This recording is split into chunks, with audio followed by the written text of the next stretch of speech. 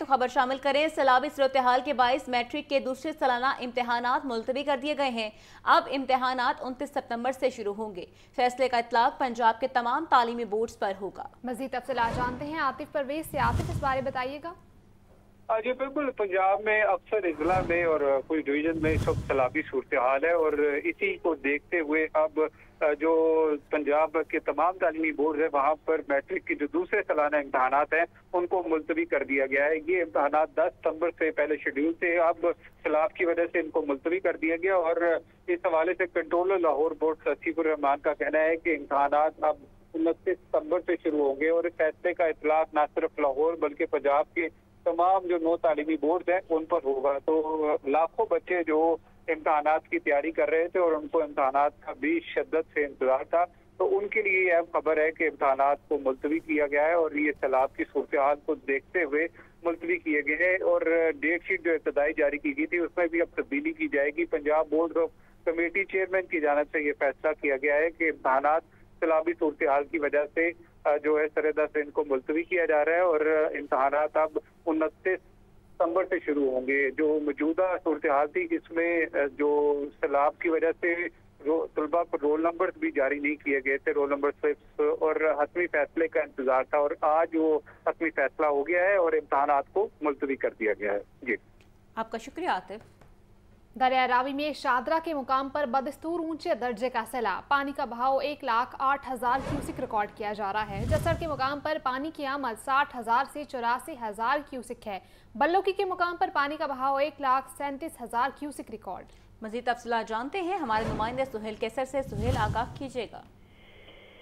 देखें, अभी दरिया रावी में भारत की तरफ से तो अब पानी नहीं आ रहा, लेकिन इसके बावजूद दरिया रावी में पानी की जो सतह है वो काबिल इत्मीनान हद तक नीचे नहीं आ रही। कि अभी आप देखिए कि जसर के मुकाम पर पानी की आमद 84,007 क्यूसिक रिकॉर्ड की जा रही है और इससे आगे चलकर शादरा के मुकाम पर ये पानी का बहाव 1,08,000 क्यूसिक तक जा पहुंचा है। मतलब एक मरतबा फिर ऊंचे दर्जे का सैलाब है।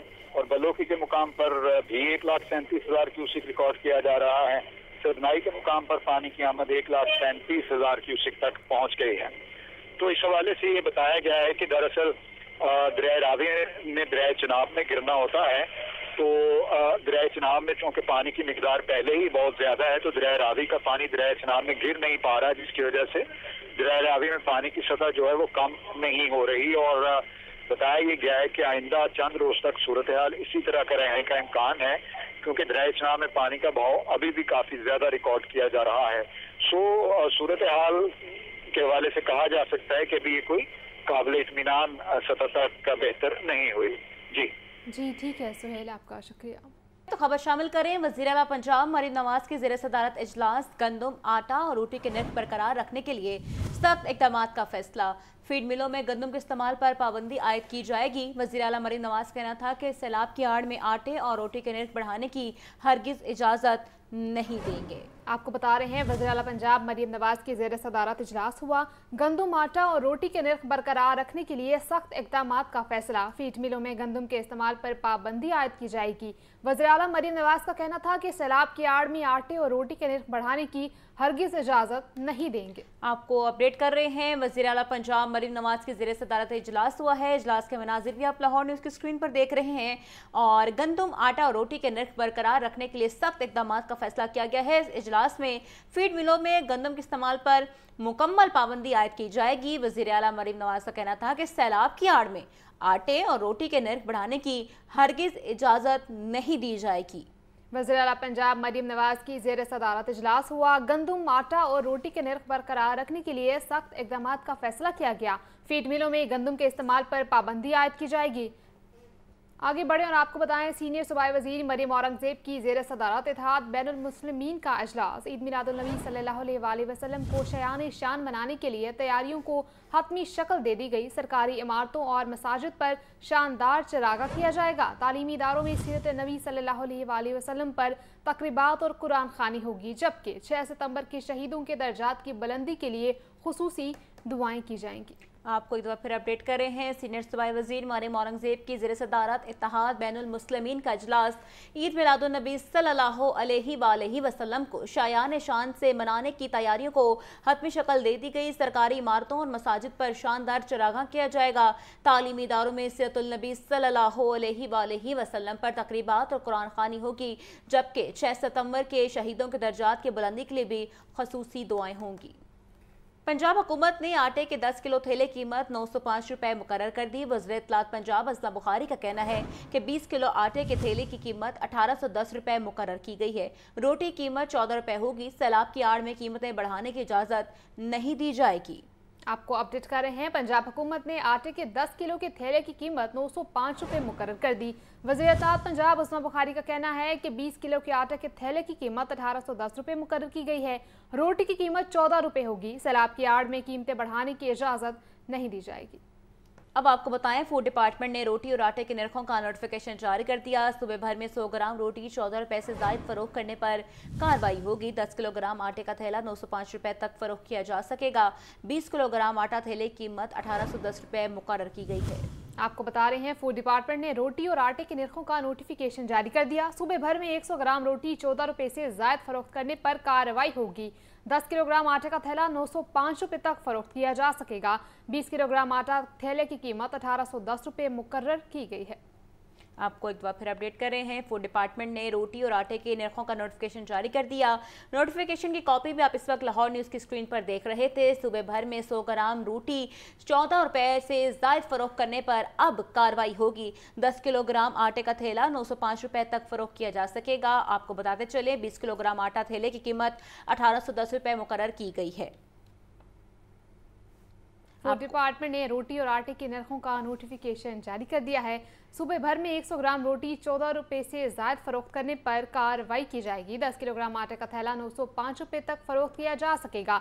20 किलोग्राम आटे का थैले की कीमत 1810 रुपए मुकर्रर की गई है। आपको बताएं, चंद सदियां पहले दुनिया में बादशाहतें कायम थी। वक्त गुजरने के साथ साथ लोगों में शऊर पैदा हुआ। आवाम को एहसास हुआ कि हमें अपना हिस्सा नहीं मिल रहा। चेयरमैन पंजाब ग्रुप मियां आमिर महमूद का तकरीब से खिताब। आज के दौर में 3 किस्म की हुकूमतें पाई जाती हैं। लोकल गवर्नमेंट आवाम की खिदमत के लिए होती है। पब्लिक वेलफेयर हुकूमत का सबसे बड़ा फ़र्ज है। हम बदकिस्मती से लोकल गवर्नमेंट से महरूम हैं। लोगों को हकूक नहीं मिल रहे। इख्तियारात निचली सतह तक ना गए तो मुल्क की तरक्की मुमकिन नहीं। मजीद क्या कहा, आइए आपको भी सुनवाते हैं।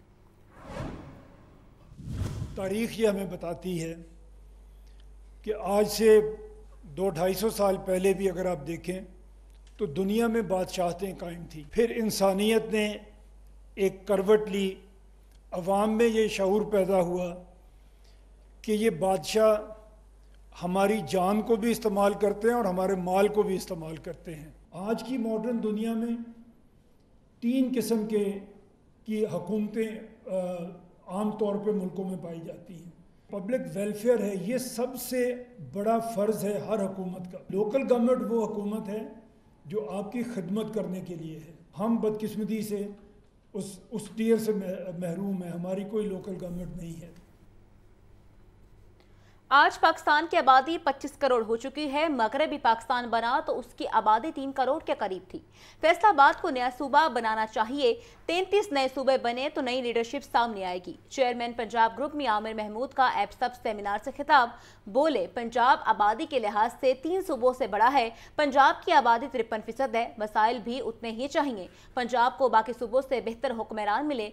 गलतियों को दूर नहीं करेंगे तो कभी मंजिलों की तरफ नहीं पहुंचेंगे। और आज पाकिस्तान की आबादी आपके सामने है। तकरीबन 25 करोड़ हम हो चुके हैं। अगर हम 1951 में हमारी पहली मरदमशुमारी हुई, फर्स्ट सेंसस जो हमारा था वो 1951 में हुआ। उस वक्त पाकिस्तान की, पूरे मगरबी पाकिस्तान जो आज का पाकिस्तान है, उसकी आबादी 33 मिलियन थी। 33.7 मिलियन आप समझ लें आबादी थी। तो हम जो तजवीज़ करते हैं, हम कहते हैं फैसलाबाद को अलग सूबा बनाएं। यहाँ पे इसकी अपनी असम्बली हो, इसका अपना चीफ मिनिस्टर ये लोग इलेक्ट करें और इसमें फैसलाबाद शामिल हो, आपको एक लीडरशिप मुयस्सर आए। 33 सूबे पाकिस्तान में बने तो 33 चीफ मिनिस्टर आपको मिलेंगे। हम एक फेडरेशन है कि जिसका एक फेडरेटिंग यूनिट बाकी तीनों से बड़ा है, और ऐसी दुनिया में कोई फेडरेशन दूसरी नहीं है जिसका एक इंतज़ामी यूनिट बाकी सब इंतज़ामी यूनिट को मिला के भी उनसे बड़ा हो। क्योंकि 53% आबादी का सूबा 53% के वसाइल भी पर भी हक रखता है, और कुछ हमारी किस्मत अच्छी है कि हमें बाकी सूबों से बेहतर हुक्मरान मिले हैं, तो हम थोड़ा बाकी सूबों से बेहतर भी हैं। लेकिन उसका नुकसान हमें यह है कि बाकी तीनों सूबे हमारे साथ कोई अच्छा सलूक करने के रवादार नहीं हैं। आज मुल्क में लोग भूखे सो रहे हैं। 44% बच्चों की नशोनुमा रुक चुकी है। जब इदारे कमज़ोर हों तो करप्शन जन्म लेती है। हमें ऐसी लीडरशिप नहीं मिली जिसमें आवाम का दर्द और काबिलियत हो। मुल्क की बेहतरी के लिए छोटे इंतजामी यूनिट्स ज़रूरी हैं। चेयरमैन पंजाब ग्रुप मियां आमिर महमूद का तकरीब से खिताब। बोले, सियासतदानों के लिए नैब और जेलें कोई सज़ा नहीं, सियासतदानों की सबसे बड़ी सज़ा उसका वोटर दे सकता है। आज हम मुसलमान होने के बावजूद, इस्लामी मुल्क होने के बावजूद 190 नंबर पे हैं भूखे लोग रखने के। हमारे लोग भूखे सोते हैं, भूखे रहते हैं। स्टंटिंग ग्रोथ होती है बच्चों की। 44% बच्चे हमारे स्टंटिंग ग्रोथ कर रहे हैं। 44%। तकरीबन आधे बच्चे जो पाकिस्तान में पैदा हो रहे हैं उनको प्रॉपर खुराक नहीं मिल रही।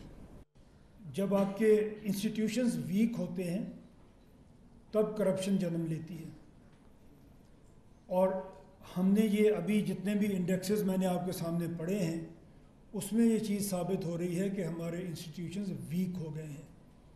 और इसलिए वीक हो गए हैं कि वो इतने बड़े हैं कि उनको कंट्रोल अब किया ही नहीं जा सकता।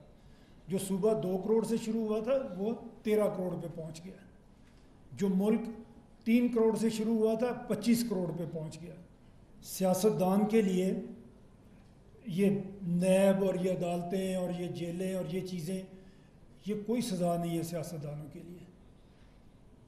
आप देखें 3-4 साल गुजरते हैं, आपने कुछ भी किया, आप फिर पाक साफ होके आते हैं और आप फिर से हुकूमत में हैं।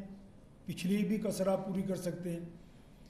हुक्मरानों के लिए या सियासतदान के लिए सबसे बड़ी सज़ा अगर कोई उसे दे सकता है तो वो उसका वोटर है। चेयरमैन पंजाब ग्रुप मियां आमिर महमूद कहते हैं, एक जज के पास सैकड़ों केसेस ज़ेर समाअत हैं। सुप्रीम कोर्ट के एक जज के पास 4000 केसेस होते हैं। कत्ल के केसेस में 16 से 18 साल लग जाते हैं। कसूरवार जज नहीं बल्कि हमारा सिस्टम है। 16 से 18 साल लगते हैं एक मर्डर के क्राइम की सज़ा मिलने में। 16 से 18 साल। और आपने शायद, आपको याद हो, आपने ये पढ़ा होगा, 2 दफ़ा ऐसा हुआ कि सुप्रीम कोर्ट ने कत्ल के मुकदमे में एक शख्स को बरी कर दिया और पता चला कि उसको तो फांसी हुए 2 साल गुजर चुके हैं।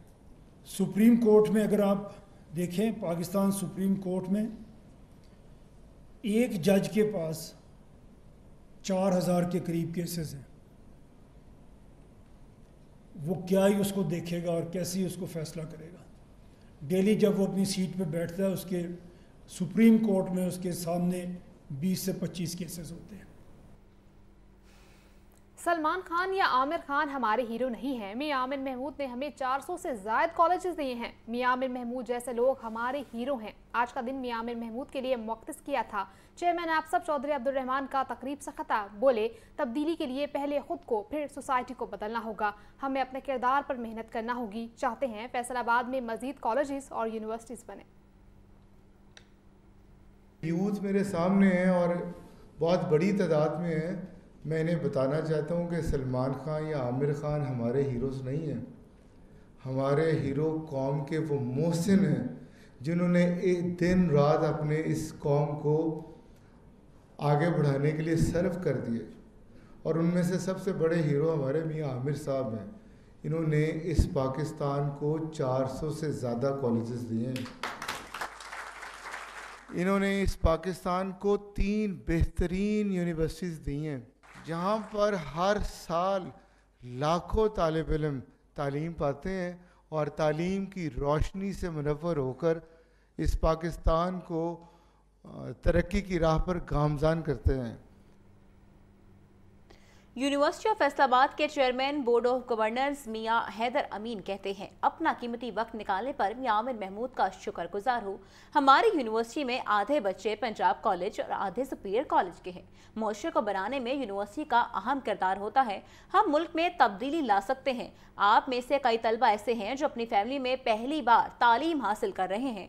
तलबा अपने शहर या देहात में लोगों को तब्दीली से मुतालिक आगाही दे सकते हैं। On a lighter note, I would like to thank मियां आमिर साहब, आपने सर अपने इतने कीमती टाइम से हमारे लिए टाइम निकाला सबके लिए, आज हम सबको एनलाइटन किया। चौधरी अब्दुर्रहमान साहब sir for bringing us all together and gelling us together in this initiative.